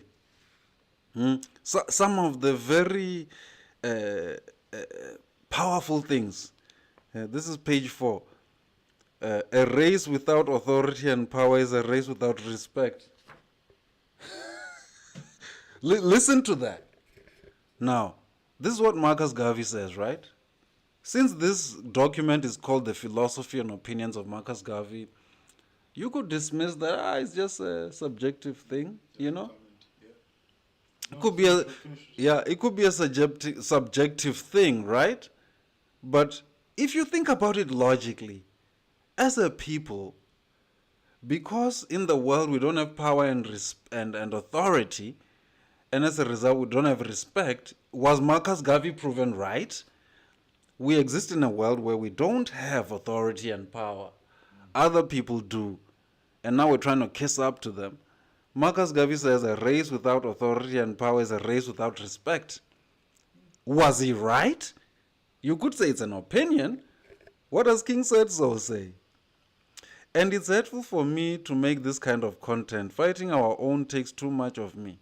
So now I decide to shut them out and ignore. They effing my spirit. And my brother King said so. You know, I do this also at great trepidation. I don't enjoy this. Like I said in the start, I don't want to talk about our people, mention their names. But I can't keep quiet, you know, when people, you know, Mama Cresswell sing, you know, from the US, powerful, strong black woman, a scholar, psychologist. She said, don't ever let people talk crazy about you. And so when these right-wingers and white nationalists talking crazy about African people, black people, I am coming in. I'm not going to let you talk crazy about me. Unfortunately, when I come in, I then find, people who look like me on the other side. And I'm like, okay. This is not where I wanted to be, but I'm not going to leave you talking crazy also, just because you are black. Wabona. I ain't going to leave you talking crazy just because you're black. I'm here. Like, this is it. The philosophies and opinions of Marcus Garvey. Like, you know, go find that document. Go read African people. If there is anything I want you to get from this session, this particular session of Mlinzi Afrika, read. And some of the things you need to read is this, Sampitere Blanche, A History of Inequality in South Africa. Sampitere Blanche, read. Marcus Mosiah Garvey. By the way, I didn't get to Ernest Ruth and John Peterson fully, but let me just conclude with this, okay? Read Muntu Mnyama, Philosophy and Opinions of Marcus Garvey. Maybe you will find yourself here. I write what I like by Steve Biko right now, but that is definitely something you want to read. I write what I like, Steve Biko. I forget who was the editor of that particular book.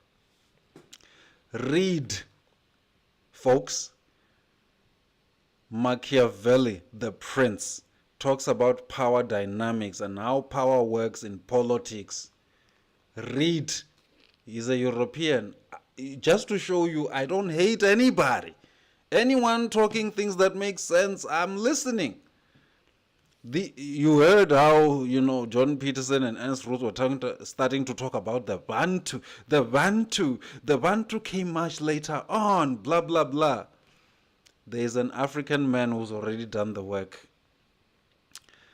This is Magema Fuze, the black people and whence they came. He explains to you everything about South African history prior to colonialism. That was the English version of the book. Original. abantu abamnyama lapho bavela ngakhona magema fuze. Get you magema fuze and read Blackman. Now, Neville Alexander, this is called Interviews with Neville Alexander, The Power of Languages Against the Language of Power. Of course, as a linguist, I had to bring into the mix. But when you study linguistics, you get to understand at a technical level what happened in history and how things like colonialism worked and all of that. But listen to what Neville Alexander says. Language is a little bit like air. You only become aware of the importance of air when there is no air, or when the air is dirty. It's the same type of thing. People take language so for granted, and as long as they are happy and things are convenient, they are empowered. They can't be bothered. It's only the strategic visionary insight of a few people who realize that you can do a lot with language from the point of view of power. You want to understand the dynamics around language, culture, history in this country? Neville Alexander. Africans, read a book. These are from my library. I remember these are things I read back in the day. Read, because I'm seeing a danger here with these right-wing things, and they just come make pronouncements and they revise history as they wish. It's been written, y'all. Things have been documented. If you want to have a better understanding of more of geopolitics, how the world works, the 33 strategies of war, Robert Greene, I read this a while back also. Different strategies that are used in war to confuse the enemy and so on. Some of it is propaganda, working on the psychology of people. Some of you have had your psychology worked on you. Some of you are aware, some of you are not. Some of you are willingly complying. Some of you are complying, you don't even know you're complying. That is the reality of it. These are the same principles being applied to you. 33 Strategies of War, Robert Greene. Read. If you want more understanding, a more world view from the African side of things, I always refer to His Excellency Ben Ami, God, the Black Man, and Truth. Read. A very, very well-written book, a very well-written document, well-referenced. You understand? He brings the receipts to show you the reality of yourself as an African man as it relates to this idea of God. Because other people have defined this thing for us as Africans. And we have allowed them. For me, I always have said that I don't have a problem, man, with faith in God and the spiritual. My only problem is who is framing it. If you come to me with Roman Catholic, Dutch Reformed, Dutch Lutheran, Methodist, Baptist, what, you're still coming with the same stuff, same confusion. It is the same lineage and strain of theology that you are coming with, of a people who I really don't trust, because if we are to say really the Europeans are the true Christians, okay, let us take European history in its totality and compare it, put it face to face with the red letters in the New Testament, because that's what Christianity is, right? The teachings of Christ, the red letters. So let's look at all those red letters, folks. And then let's compare who Europeans have been in the world. And then can we truly say that there is an alignment between the teachings in the red letters in the New Testament and these people and their actions? So then these are the people who want to come and teach me Christianity. I always say Africans were always practicing Christianity. Even though it was not called Christianity, we said Ubuntu. But it's the same thing. Love your neighbor as yourself. Don't envy your neighbor's wife. This and that. Principle, it's not new to us. Let me say this to you. In case you are in America, Europe, wherever, and you think, oh, those Africans, they didn't. Bro, we had an understanding. We were clear on these basics of life. In fact, if you go into your history, you will learn that we taught you these things. So we're good over here in Africa. We're okay on these principles. But now someone comes and says they are claiming these principles, and then, but you look at the behavior is different. You know, so I'm just saying, yo, as you know, I'm just saying. So now you see why I'm not gonna be joining you on a Sunday to go to these people's churches, you know. And not don't take it negative, Africa. I just cannot subscribe to the version of religion brought by these same people who are arrogant, haughty, you know, and so hypocritical. It is not even like politically, socially, everything, just so hypocritical. And then you think these are the people to tutor you on the ways of God? When I look at the ancient African ways, our ways prior to being introduced to the so-called Christianity, I think we're still way closer to God than this, whatever this is. Sorry to trigger you if you are triggered. No, I just wanted to say, Uti, with regards to the Christian faith, I myself, I identify as a Christian because that's a thing that people do nowadays. They identify, apparently. If you want to go to church, go to church. If you want to love God, love God. Yeah, bro.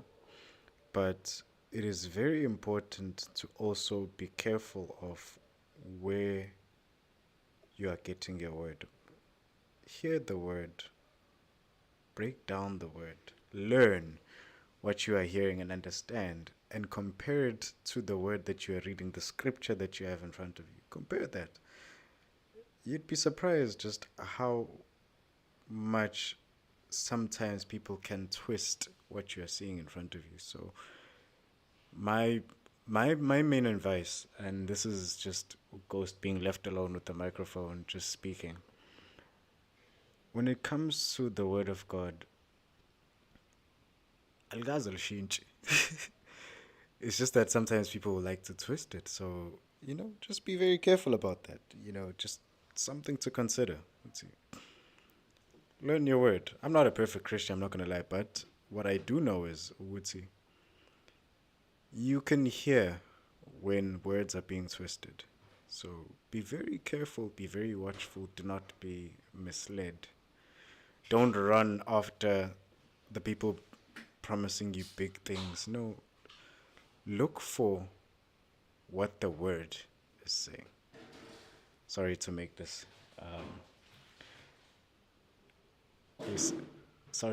a Sunday school situation, but it's very important to look for what the word is saying. Don't look for what the leader is promising you, because what's important is what if the leader is telling you the word, that's what matters. Listen to what your preacher is saying. Listen to what your church leader is saying.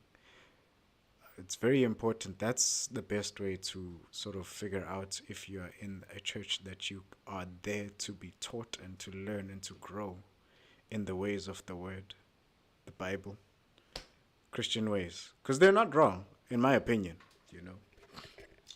No, look, you know, like I said, I'm nuanced. You see, like I said in the beginning, my initial sort of interaction or engagement with Ike was when I was representing the African Hebrew Israelite community. So it's aligned to the Bible. So I have no problem. I have no problem with any ancient text, whether it's Hebrew, whether it's Hebrew, whether it's Buddhist, whatever. You know, I'm interested in ancient cultures because I know that that is where the truth is, in the ancient cultures, in the ancient ways. But now, Just to update you on what I was saying. yeah, someone is gonna come in with their own story, and and you are not going to realize this is actually not the story, you know, the narrative, and that's why I'm thankful again to the African Hebrew Israelite community, and to our great leader, His Excellency Benami, when I was still there anyway. I don't want to misappropriate things so that people think I'm still representing not the Hebrew Israelite community. I'm not, but I was there, and I cannot dispute the level of spiritual development I went through when I was there, the level of intellectual development. I cannot dispute that, you know, even though I'm not there anymore. But I was incredibly exposed to the Hebrew culture, ancient, the ancient language, the meanings of words. And as a linguist, that interested me. And I realized, yeah. But now, when you come to this English Bible, if you read it side by side with the Hebrew, there are differences, there are problems here. Some things are lost here, you know? And then I go to also understand why the Jews are so secretive about this stuff, you know, and they don't necessarily want to expose people to, you know, this particular knowledge and anything deeper, because there are mysteries there. You know, there are mysteries there, and there are questions that are going to come up. And I remember when I was still studying, and I did one of my papers on linguistics and religion, you know, it was so interesting that I brought it up that, look, a lot of the English Bible is based on King James and the sort of European Dark Age, that period. So there's a story about that. Yeah, so you know, I almost see that, yeah, you know, for example, the changing of the name Yahweh in the Hebrew to Lord. The name is there in Hebrew, but they changed it to Lord. And then throughout, no one knew that actually there is an actual name of the God of this particular narrative. And then it was just changed to Lord. And Lord is just a generic British term, which means someone of a high class or something. No, I mean, as far as this is my personal understanding of my translations, ne? Personally, I'm going, what as far as what I memorized. Obviously, everyone will have their opinions on this one because it's such a broad topic and everyone has their understanding of it. But King James, if I remember correctly from my research, he was a guy who said, I want to know a little bit more about this God. Ngicela ningiconvertele ngoba mina le Hebrew le angiyazi. Kodwa ngicela nibhale ngolimi engizol understand, which some believe would see that's one of the first few translations that came into English, which is the most authentic from most English Bibles. It's that one. For me, it's the King James and the Message Bible, because the Message takes those words and it actually elaborates on them and explains based on the Hebrew translations, and it elaborates what this word actually means. When to trust in the Lord, I'm making an example. I'm paraphrasing here completely. Do not quote me on this. I'm just making an example. But if, for example... okay, fine, I'll use a scripture that I do know, which is, it's Hebrews 11 verse 1, and I'm just going to open it for you real quick here, and I want you to see something very interesting here. And I know I'm running on airtime right now, but Don't derail us. no, I'm not derailing. I want you to see something. I want you to see something on how. Because I know Africans with religion. Oh, let's not be derailed.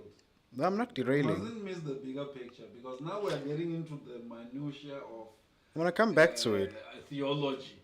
I'm coming Which back. I'm willing to do, but okay. I'm coming Let's back to hear it. you Don't worry. first. I'm coming back to it. Don't worry. Let's hear you. Hear me out. I'm hearing you out. So, King James, I'm going to use Hebrews 11 verse 1. Sorry to turn this into a whole church event. But now faith is the substance of things hoped for, the evidence of things not seen. Right? That's the King James, which is the closest translation to the Hebrew Bible. And then there's a version that elaborates. And I enjoy this Tsuyil and Duzi Amplified. I said a message earlier on. Don't kill me, guys. So now faith is the assurance, the title deed, the confirmation of things hoped for, divinely guaranteed, and the evidence of things not seen, the conviction of their reality.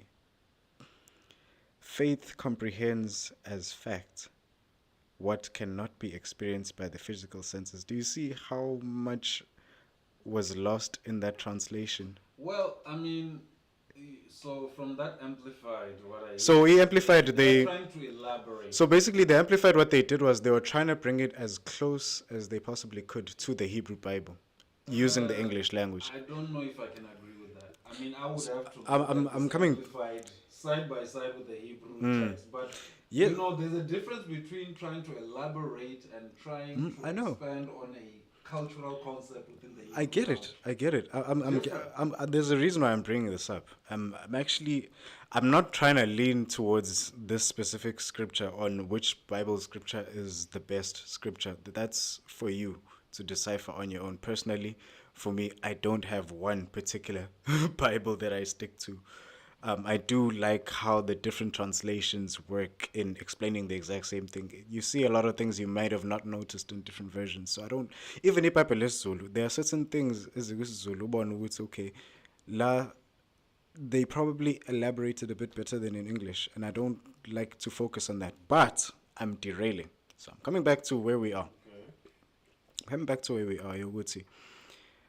We must be very careful with the information we consume because it comes in different translations, is actually what I'm trying to say. So to bring us back to how we began, which is to respect yourself as a black man, the first thing you're going to need to do is any information as it comes, even if it comes from umuntu obuz jaluti, you love that person to death, make sure you break that information down. Because that information isn't always going to be in your favor. If you love, for example, if you are a big fan of Trump, fine, you're a big fan of Trump, but break down what he says. Because there's nothing worse than supporting someone who's against you, and you don't even know it. There's nothing worse than that.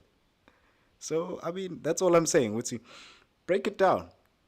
So, this is how I break down the Bible. I look through all the translations that I can find at the time. Even the Hebrew Bible, the few translations I can find where I can on the internet, I do try, because for me that it gives me more intelligence on what I'm learning, it gives me more understanding of what I'm learning. So even the people that we support, the people that we put in charge to manage us, because at the end of the day, that's what politicians are there to do. We've put them there to manage us. And who you put in charge, you have to actually decipher their words and break them down, decode them, to put it simply, to understand what's in the muntu. And just a funny side note, if you actually believe Trump is a Christian, then yeah, it just shows how much you have not decoded. You gotta if you sitting there and you're looking at that guy, you're like, wow, oh, shared values, what a paragon of Christianity. You gotta break So you know, it's again. I'm agreeing with you. You see, you gotta engage with information, man. The first question I ask is where are the receipts? Where's the source? Inspect. I hear your story. I hear what you're saying. It's fine. Where are the receipts? Inspect. See, if I'm telling you that this is my receipt. So Robert Greene in this book here, 33 Strategies of War, he refers to historical events and then he brings them into context in terms of strategies of war and how strategies were used, how you can use them in your daily life, whatever. But it's based on history, on historical events. The same historical events. And perhaps differently. exactly, and perhaps you could ask, where are you getting your sources from, Robert Greene, in terms of the historical event? But you can't be lazy to just now. Don't just take it. You just wanna hear someone say something. Oh, men are superior to women, and then you're like, as a man, you're like, oh yeah, that sounds nice. No, Stop there. no, Break it down. no. It's not. Investigate. That sounds nice. Is fine. Investigate. But let's investigate deeper the veracity.